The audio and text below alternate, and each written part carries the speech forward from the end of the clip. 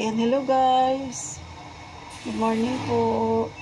Magandang hapon, tanghali, gabi sa lahat po ng makapanood ng ating video ngayon. Ayan po ang ating menu for today. Ayan, for today's video. Ayan, magluluto po tayo guys ng ampalaya guys. So, ayan guys. Ayan. Ito tayo ng ating ampalaya. Ang mapait na ampalaya. Pero, ang pait na yan ay aalisin natin guys.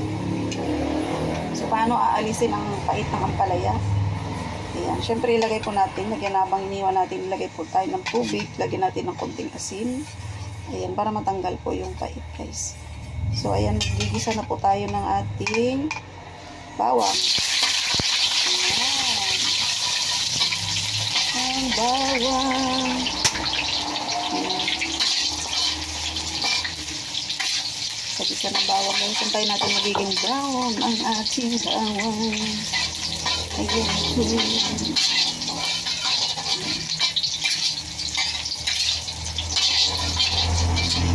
po guys. Hintayin natin guys na mag-brown. Ganyan po, para lumabas po yung pinaka-aroma po ng ating bawang guys. Sobrang bango ng ating bawang. Ayan, hintayin natin maging brown siya. Ayan. Tapos, ilagay na po natin. Sabay na po natin yung ating sibuyas sa natin.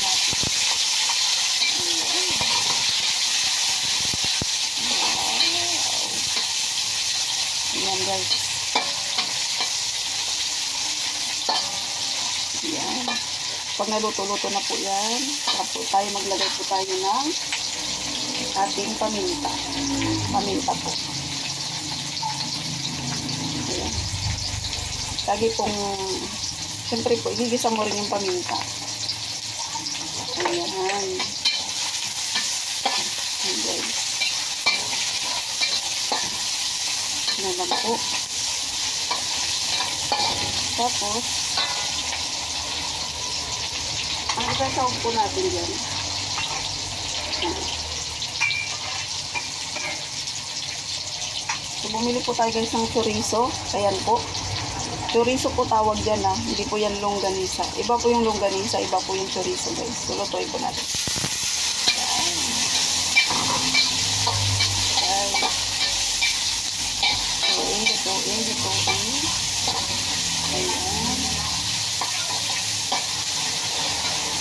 Ganyan po. At maglagay po tayo ng pamintang powder. Kanina po buo po yung nilagay natin. Audorutan. So, maglagay po tayo ng pamintang powder. Ayan. Ayan. So, imuna natin yung ating chorizo. Ano po kasi ito? Malasa po kasi yan. Napakamalasa po yan guys. Ayan. Ayan po guys. Diba? Pag ang chorizo kasi ang ilagay natin, napakamalasa ng ating, kahit sa pansit, ang sarap po ng chorizo guys. Ayun po, ilagay na natin ang ating ampalaya. Ayan. Siyempre, kamayin natin. Hugas muna tayo ng kamay. At siyempre, pakamayin natin. Ayan.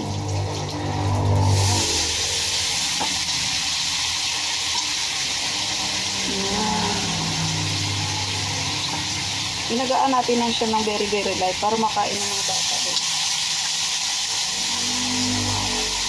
Ayan. Diba? Ayan po magluto ng ampalaya guys. Okay.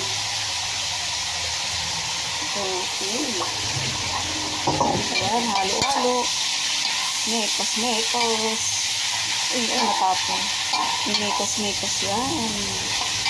Ang paghalo ng ating ampalaya. Ayan. Mekos. Dagdagan natin ang paminta guys. Kasi ito lang ang ginagawa kong pampalasa. Walang magic sarap. Wala lang. Paminta at asin. Okay na. Ayan po. Ayan. guys. Tignan natin muna kung maalat ba.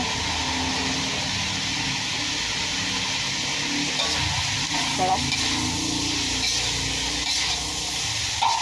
Ayan. So, dagdagan natin ng mantika guys. Kasi lulutuin natin ang ating ampalaya sa mantika.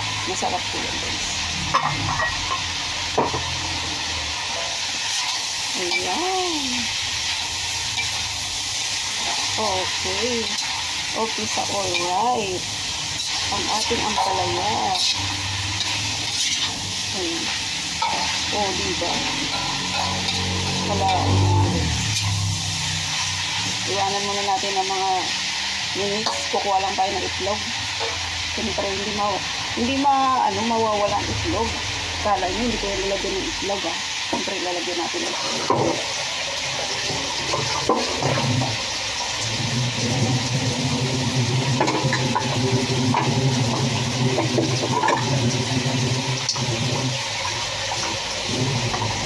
Lalagyan natin ng 4 na itlog.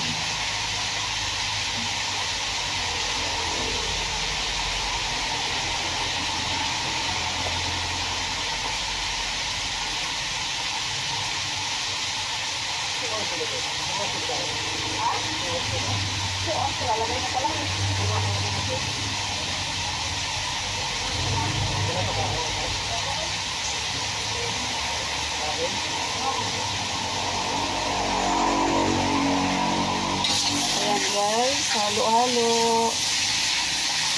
Lalagyan natin ng itlog. Ayan, napakasarap niya ang ating ampalaya. At ito ang ampalaya na to guys. Sariwang-sariwa talaga to kasi lalo na dito sa nako. Lahat na halos ng mga kinakain dito, nako po. Hindi katulad sa probinsya. Pwede mong bunutin.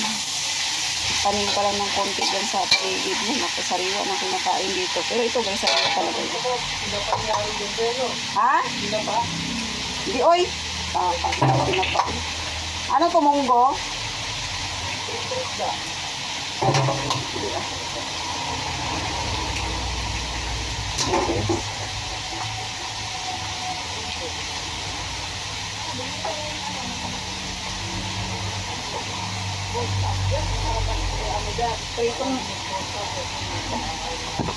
Ayan, bawal po kami bawal kami mag-pork. Pinipilit ko na po na hindi na po ako kakain ng pork. Ayan guys. Ang itlog, lalagyan ng paminta. Lalagyan ng asin. Ayan guys.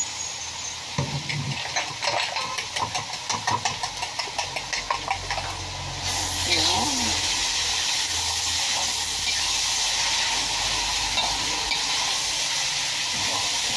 Ganyan lang po ang pagluto ng palaya. Walang huwag na natin gawing komplikado ang pagluto ng palaya. Ganun lang, napakasimple guys. Pero napakasarap. So, ilagay na po natin ng itlog. Tutuin muna natin ang itlog dun sa gitna.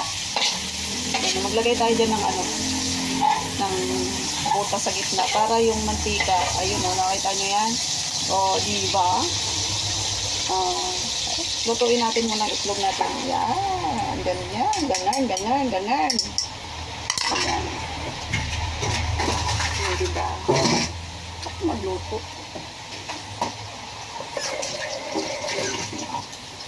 Ayan. Para maluto yung itlog. Ayan. Ganito'y natin. Hanggang sa maluto siya dyan sa gitna. Diba? Napakasarap. Ayan guys. Tingnan nyo naman. Diba? Kasi may mantika tayong nilagay dyan kanina. Marami. So, itong itlog natin, syempre, lulutuin mo muna sa mantika dyan sa gitna. Diba? Ayan. Ganun guys.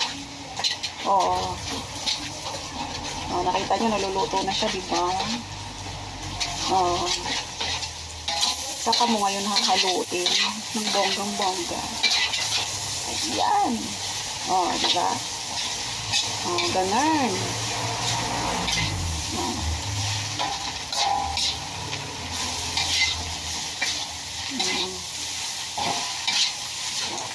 guys.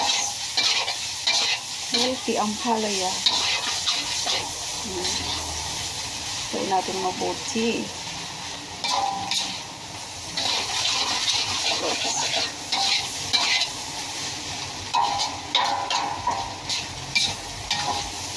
Apat na itlog. Ay, sarap na yan guys.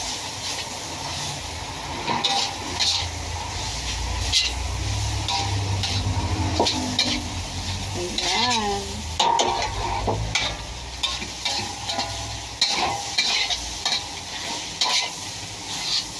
Guys. Ako, nakakagutom na guys. Alam, masarap ito. May partner na pork chop, pritong pork chop. Ay, napakasarap nito guys. O, diba? Yan natin ng konting ano.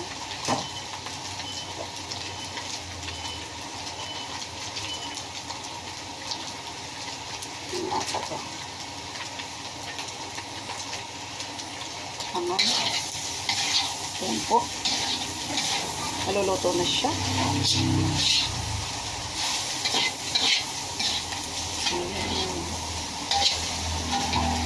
Huwag natin lagyan ng tubig yung ampalaya.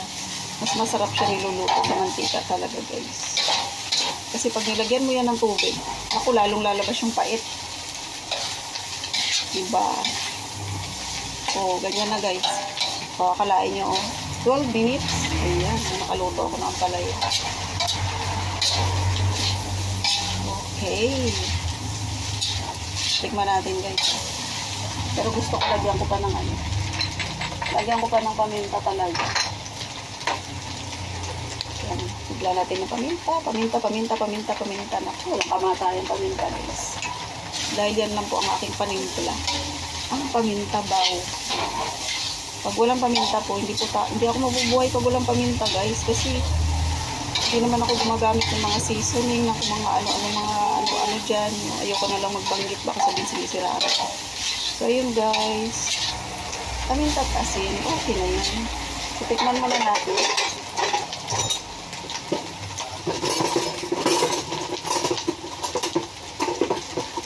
Ayan, tikman muna natin po kung okay na siya, kung hindi ba maalat.